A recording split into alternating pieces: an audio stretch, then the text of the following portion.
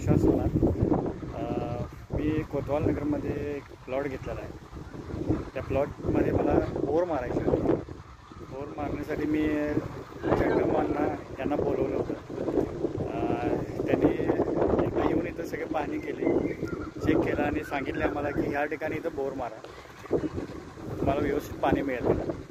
पण जरासं मला इथं मी सगळीकडे सर्वे केला होता, तर हा एरिया जरासा उंचवट्यावर असल्यामुळे इथं बोर सहजासहजी कुणाला लागत नाही असं मला निदर्शनास आलं होतं. माझे मित्रमंडळी आहेत ते पण मला म्हटले की तुषार तू बोर मारतोस की नाही जरा विचार कर आणि बोरचे उगीच पैसे तुझे वाया जायला नको.